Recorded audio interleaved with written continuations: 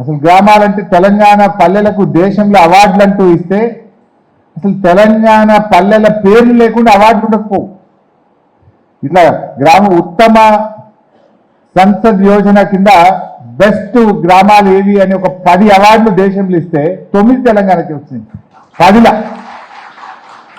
అవార్డులు ప్రకటిస్తే చాలు తెలంగాణ పల్లెల పేర్లు, తెలంగాణ మండలాల పేర్లు, తెలంగాణ జిల్లాల పేర్లు ఉంటుండే.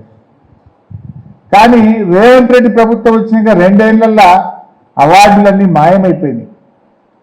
ఆదర్శంగా ఉన్న గ్రామాలు అధ్వానంగా మారిపోయినాయి. కేసీఆర్ గారు నెల నెల పల్లె ప్రగతి డబ్బులు గ్రామ పంచాయతీలకు విడుదల చేస్తుండే. ఊళ్ళల్లో ఇబ్బంది ఉండపో పల్లె ప్రగతి డబ్బులు వస్తే బుగ్గలు వేయడానికైనా, డోజింగ్ అయినా, ప్రతిరోజు చెత్త సేకరించడానికైనా చాలా మంచి అవకాశం ఉండేది. రేవంత్ రెడ్డి వచ్చినాక ఈ 2 ఏళ్ళు అసలు గ్రామ పంచాయతీల్ని పట్టించుకోలే, ఎలక్షన్లు పెట్టలే, ఆ పంచాయత్ సెక్రటరీల మీద వదిలేసింది. ఆ పంచాయత్ సెక్రటరీలు కూడా పాపం వాళ్ళకి వచ్చే జీతమే 30,000.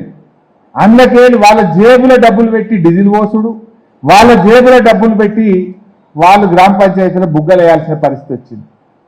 అందుకే ఏమైపోయిందంటే ఈ 2 ఏళ్లలో ట్రాక్టర్లలో ఆయిల్ కూడా మార్చలే, ట్రాక్టర్ సర్వీసింగ్ కూడా చేయలే, ట్రాక్టర్ల టైర్లు అరిగిపోతే టైర్లు కూడా మార్చలే. ఇప్పుడు ఆ బరువు అంతా మీ మీద పడ్డది. 2 ఏళ్ల చెత్త ఈ కాంగ్రెస్ పాలనలో జరిగిన ఆ పేరుకపోయిన దుమ్ము ధూళి చెత్తనంతా కూడా తుడిచిపోయాల్సినటువంటి ఒక పెద్ద బాధ్యత మీ మీద పడ్డది. నిజానికి ఏం పట్టించుకోలే. సెక్రటరీలను వాళ్ళని కూడా తప్పు పట్టలేదు. వాళ్ళకి వచ్చే జీతం 30,000. పెళ్ళాం పిల్లలు లేరా, స్కూల్ ఫీజు కట్టద్దా, వాళ్ళు బతకాలి కదా.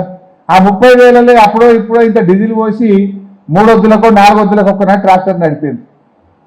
ఎప్పుడన్నా బతుకమ్మ పండుగ వస్తే బుగ్గలు వేసింది కానీ నడిమిట్ల బుగ్గలు కూడా వేయలే. ఇప్పుడు మీ ఊళ్ళల్లో పోతుంటే ఆ పేరుకపోయిన దుమ్ము, ట్రాక్టర్లలో కనీసం సర్వీసింగ్ లేక టైర్లు అరిగిపోయి, డీజిల్ లేక, ఆయిల్ మార్చక, ఫిల్టర్లు మార్చక, బ్లేడ్లు ఖరాబ్ అయిపోయి ఇవాళ ఎన్నో సమస్యలు మీకు స్వాగతం చెప్పినాయి.